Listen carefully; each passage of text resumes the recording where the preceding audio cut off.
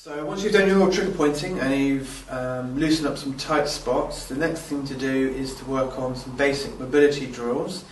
So one of the key things with lower back pain is that to reduce it you really need to be moving. One of the worst things to do is to not move and to reduce the amount that you do move. So you need to encourage muscles to work for the full range, to loosen up around joints so that your joints are more flexible, again, especially on the hips, which is again a very key area, and that reduces pain in your lower back for you. So with the same with mobility, take your time with it. It'll take you a while to learn them, and again, go through them all, and then just after a time you'll know which ones are most beneficial for you.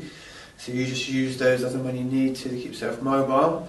But I would definitely recommend that you do a little bit of mobility every single day, and that will just keep your back nice and happy over the long term, and just as much as possible just get into moving a little bit more and try and avoid long periods, especially sat in front of a desk where you don't move at all, because your body absolutely hates it.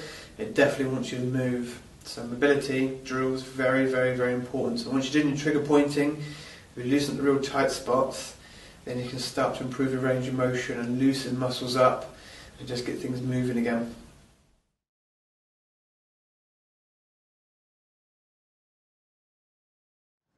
Okay, so now we've loosened up or done some of a trigger point and basic mobility.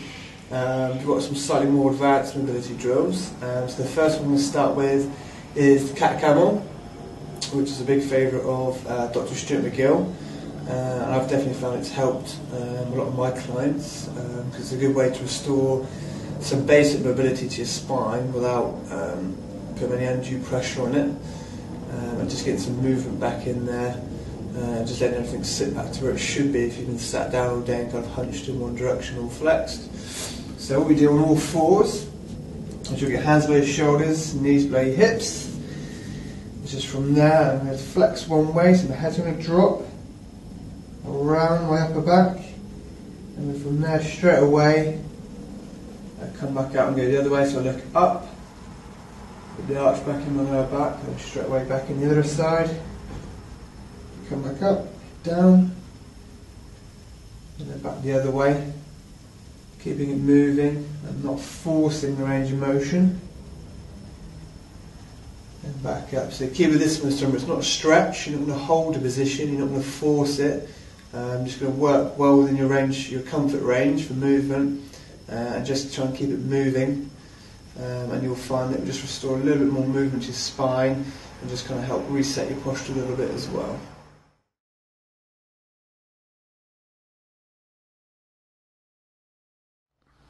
Okay, so next one now we've got a bit of mobility in the glutes.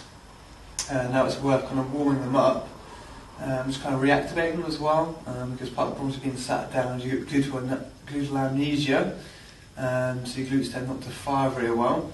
So a good way to get them warmed up and get the blood back into them is an exercise called a fire hydrant, which I saw on some of Joe DeFranco's videos, and I think it's very, very beneficial just getting your hips warmed up and your glutes warm. So we do on all fours. Again, try and get your hands below your shoulders, knees below your hips. Just from there, keep the leg bent at 90, we just lift it up. We trace out 6 big circles going backwards, nice, big and smooth.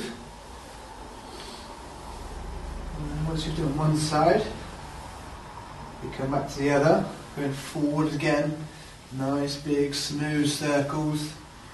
And just get those hips to open up. You should find that your glute will start to get warm as well, which is good, because when you start to switch on and get warmed up. And that's the exercise, which on one side, just jump to the other and do exactly the same thing again. Big smooth circles, about 6 or so forward, 6 or so backwards. Just let your glutes warm up and your hips warm up as well.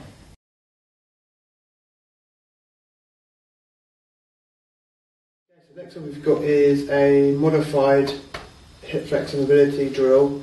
Kind of a stage on from the 3 that I showed in the Get Out of Trouble video, so this is a good one to do, just kind of dynamic mobility to get it moving. So we get a right angle and L shape with the legs, head up, lean back slightly, and then from there we just push in, just try and keep it moving, just do 20 or so each side. I'm just trying to tease some movement out of my hips here, and just try and get them to loosen up a little bit without holding a stretch. And then do the same on the other side. From there, and we just stretch out. And again, just try and tease out some mobility in the hips.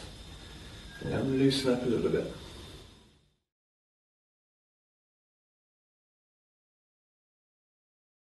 The last little mobility drill, which I like to use, is the hip hinge. So the hip hinge is kind of a key movement for how really you should bend your body to pick up stuff from the floor, i.e. by using your hips rather than flexing from your back.